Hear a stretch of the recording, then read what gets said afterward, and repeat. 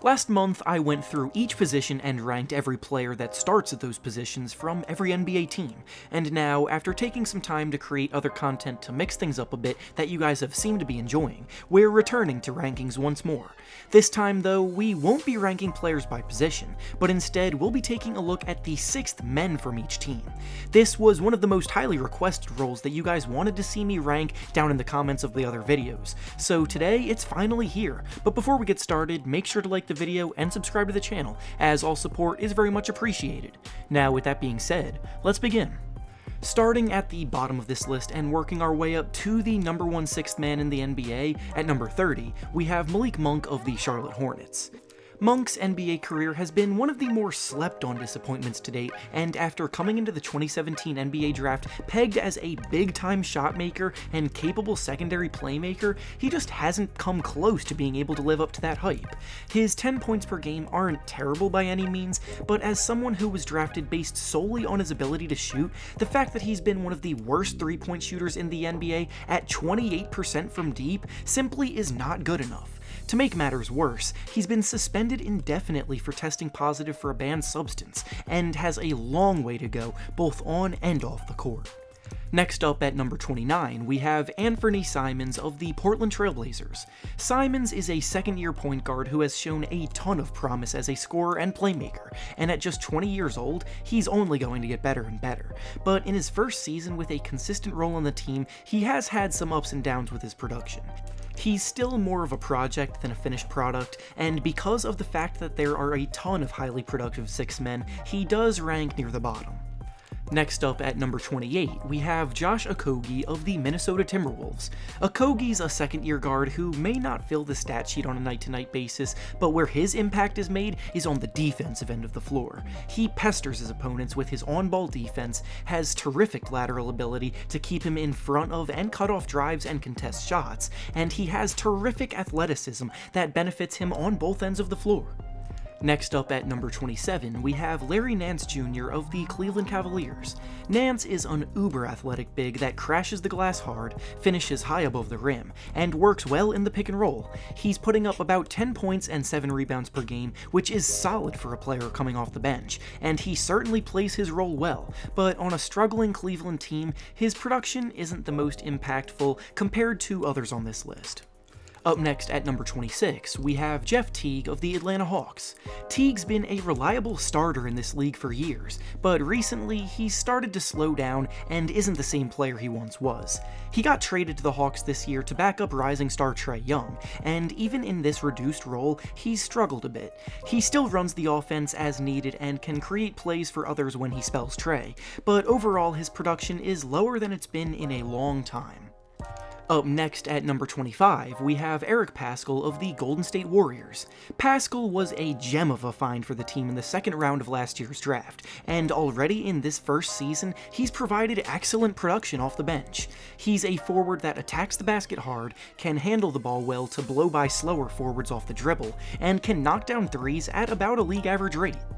Next up at number 24, we have Tyus Jones of the Memphis Grizzlies. Jones is an incredibly reliable floor general that may not be flashy or the most productive on paper, but he does his job exceptionally well when he subs in for Ja Morant.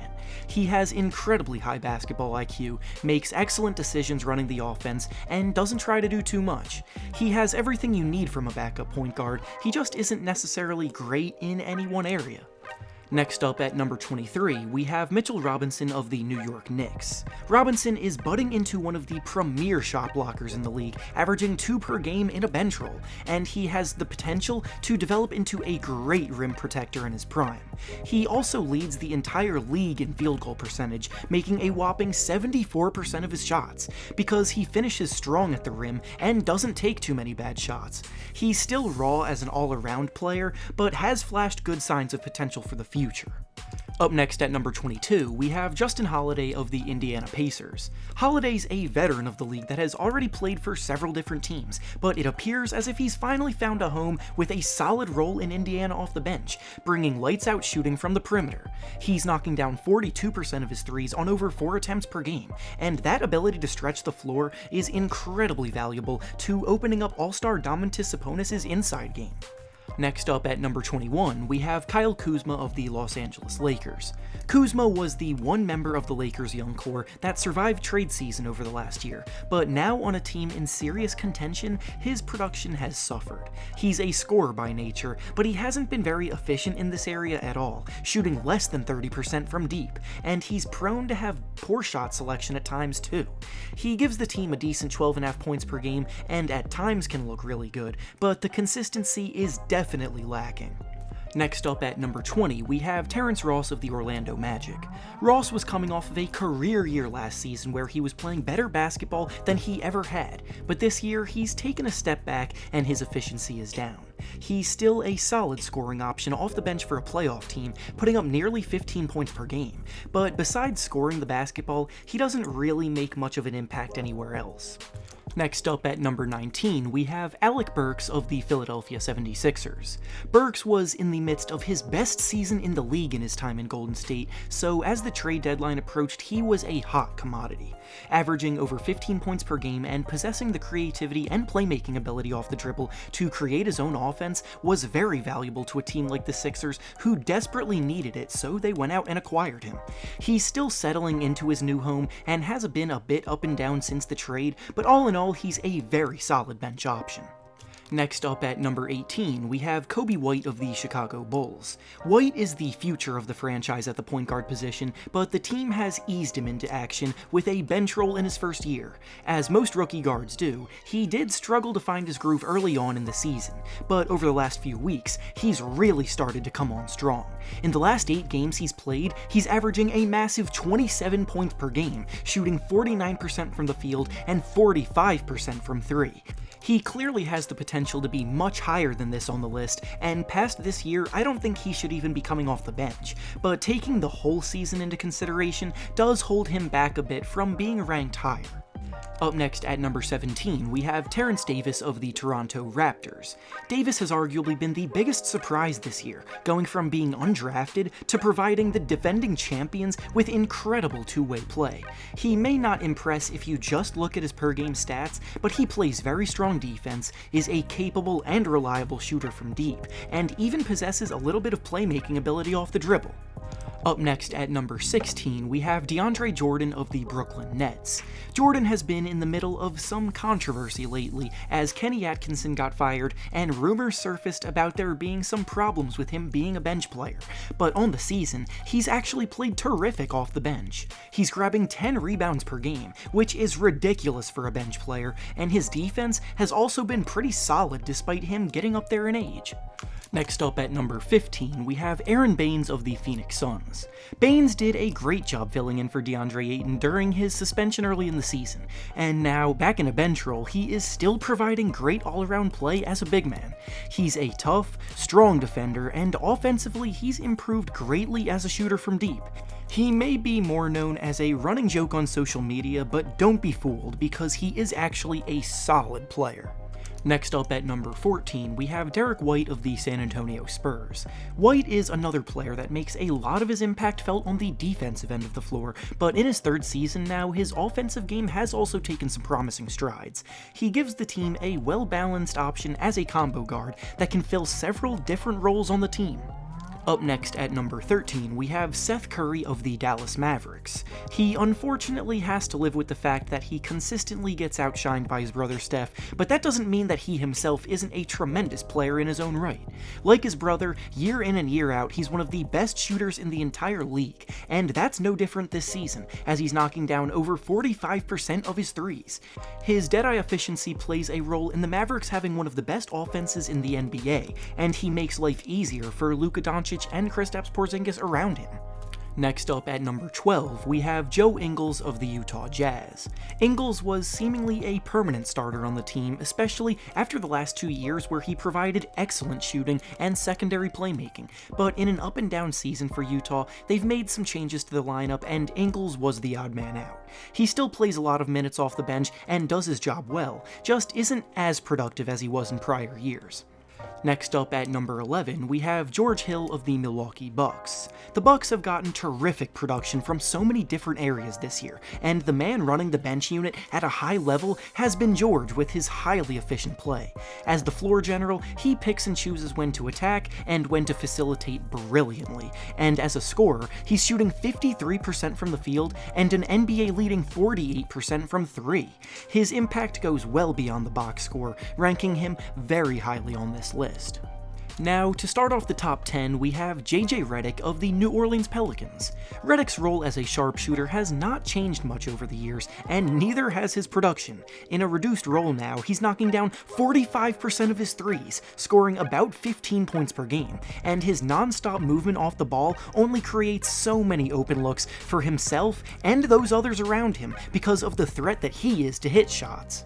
Next up at number 9, we have Eric Gordon of the Houston Rockets. Gordon's a former winner of the 6th Man of the Year award, but nowadays he's far from the player he once was. He's still capable of being a strong bench option as he scores about 15 points per game, but his shot just hasn't fallen nearly as well as it used to, and his efficiency has taken a big dip. Up next at number 8, we have Jerami Grant of the Denver Nuggets. Jerami Grant has made massive strides in the league since he first started in his career, and now he's one of the best 6 men in the whole league. He plays terrific defense, his three-point shot is falling at almost a 40% clip, and his game is like a Swiss Army knife where he can produce in so many different ways. He gives you a little bit of everything, and Denver are loving having him in his first season with the team.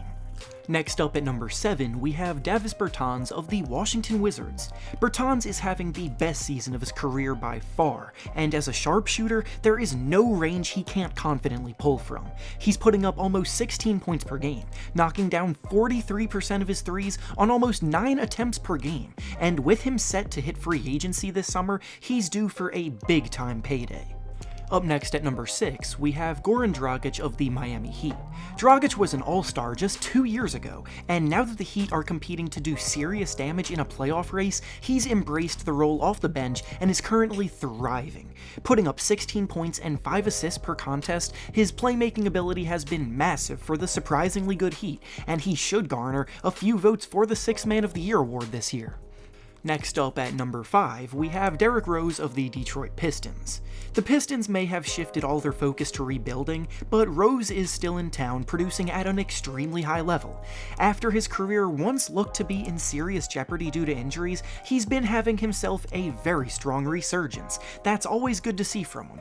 Putting up 18 points and 6 assists per game, he's one of the most productive 6 men in the league, and is firmly in the top 5 of this list. Up next at number 4 now, we have Buddy Hield of the Sacramento Kings. The Kings are making a late push for the playoffs, and along the way, they've made an interesting lineup change that got Buddy in this spot. He may not be happy on the bench, but his 20 points per game and elite 3-point shooting place him near the top of this list. I wouldn't anticipate he'll be in this role long after this year, and the team may even look to trade him this summer, but for now, he's making do off the bench. Next up at number 3, we have Dennis Schroeder of the Oklahoma City Thunder. The rejuvenation of Chris Paul on the Thunder has gotten most of the attention, but a big reason why the team is firmly in the playoffs is also because of the fact that Schroeder is having his best season as a pro. Putting up 19 points and 4 assists per game on pretty good efficiency, he's leading the second unit and plays starter minutes. He will definitely be in the running for 6th Man of the Year this year, and could possibly win it. Up next at number 2, we have Marcus Morris of the Boston Celtics. Smart's always been someone whose impact goes way beyond the box score, and now with his 3-point shot improving, he's becoming a true big-time player. He should be first-team all-defense this season, and I realize that he did start a good amount of the games this year, but that's just because he's had to fill in for injuries pretty often throughout the year. He's one of the very best bench players in the league, but not quite number 1.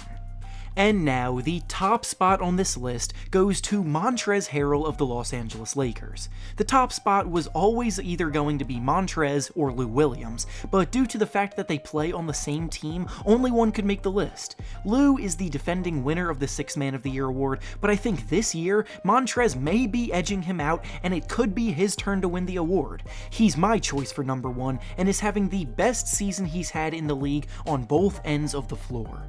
And with that being said, that's all I have for you today. Make sure to like the video, subscribe to the channel, and comment down below your thoughts on the 6th man around the league. Thanks for watching, and I'll see you all next time.